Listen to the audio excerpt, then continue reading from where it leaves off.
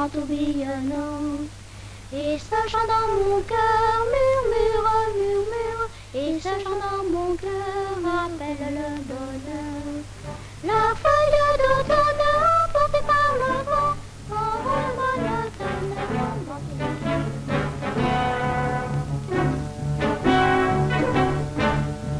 René, garde-toi.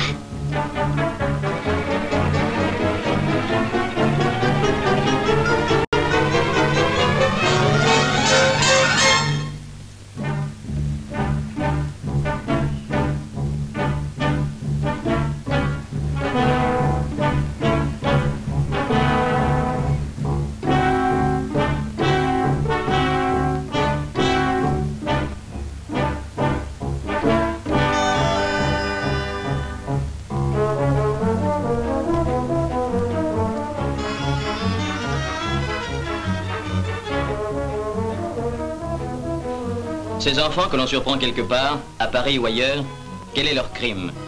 Celui de mendier, c'est tout. Pourquoi traînent-ils dans les rues? S'ils ont faim, qu'ils rentrent à la maison? Mais s'ils n'ont pas de maison, il ne s'agit pas de les emprisonner, mais au contraire de les aider à trouver un foyer et de s'occuper de leur sort.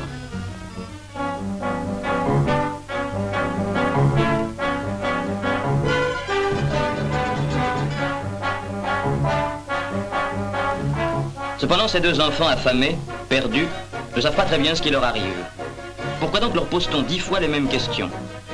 Oui, nous sommes frères et sœurs. Elle s'appelle René Dubois, et lui François.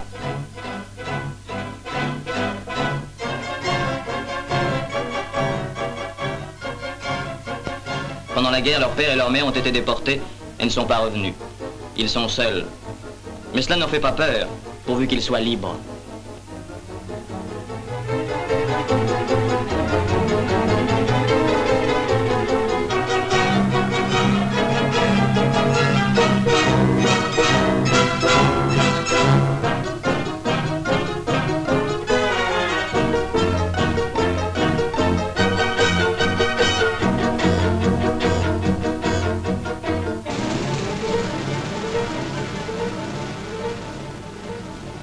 On les emmène de Paris à Sèvres.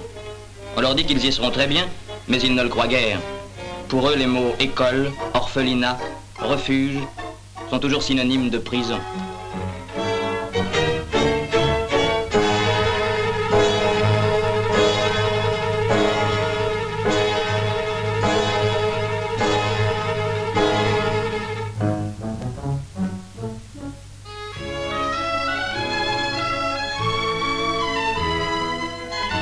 L'endroit n'est pas du tout ce qu'ils attendaient. Ils n'y trouvent rien des sombres choses qu'ils imaginaient. Ce n'est pas un hôtel, certes, ni un orphelinat, encore moins une prison. Alors, si c'est une école, quel genre d'école?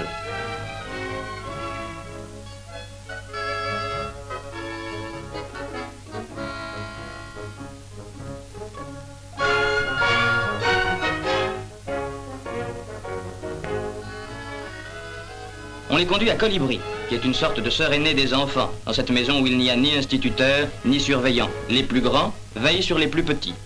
Car on vit ici en république. Une république où, pour commencer, on mange de bon appétit.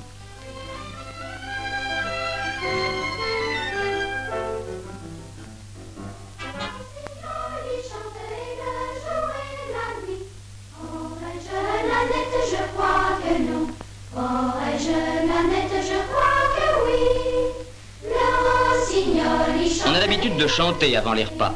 Mais aujourd'hui, c'est une chanson de bienvenue. Plus question de prison dans cette petite république autonome, pourvue de ses lois particulières.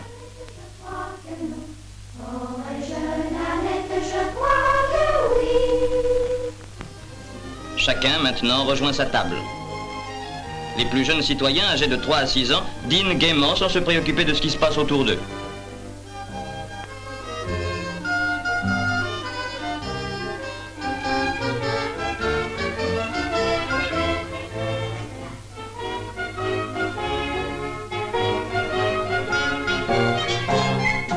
René et sont reçus officiellement par des citoyens de leur âge, qui se rappellent avoir été accueillis de la même façon il n'y a pas si longtemps.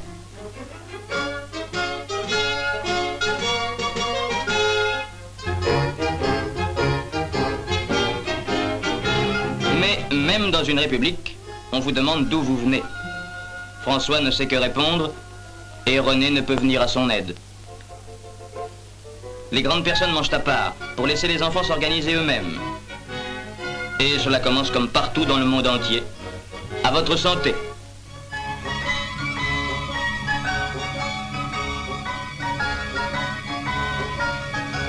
Si un enfant considère qu'il y a trop de bruit dans la salle à manger, comme c'est le cas aujourd'hui, il lève la main et vote pour le silence. Tout le monde est électeur et la majorité l'emporte, comme dans toutes les bonnes démocraties.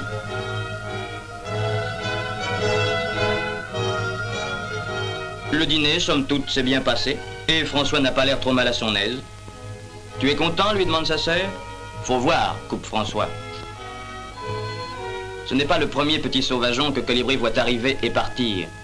Elle se demande comment il va s'acclimater. Mais François a eu le temps de se faire des amis. Quelques bons coups de polochon assurent un excellent sommeil.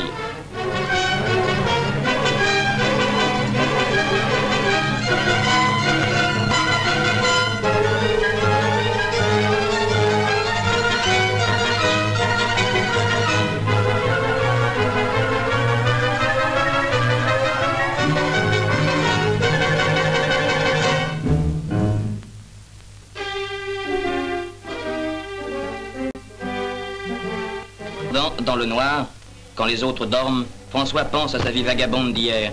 Il pense au commissariat, à la visite médicale, à la femme qui vient de les envoyer au lit. Pendant 2 ans, il a vécu libre, dans la rue, dans les bois.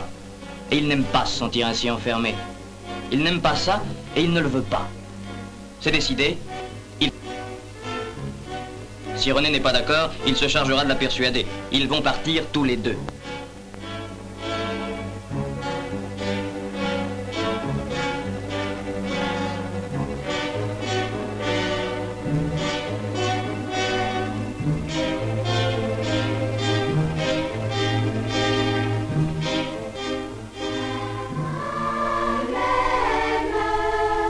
Mais il n'a pas prévu que sa sœur n'aurait peut-être pas très envie de le suivre.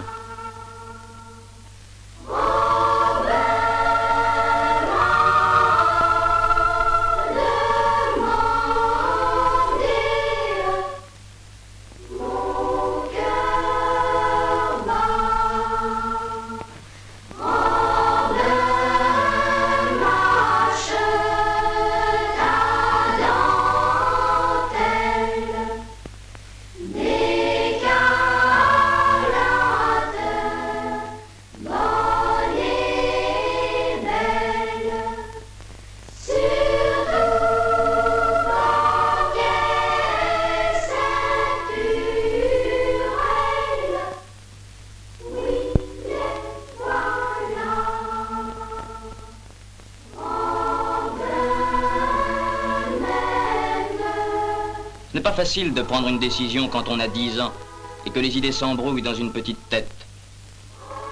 François sait seulement que René est resté avec lui quand il le fallait et ce soir, il faut qu'il reste avec elle.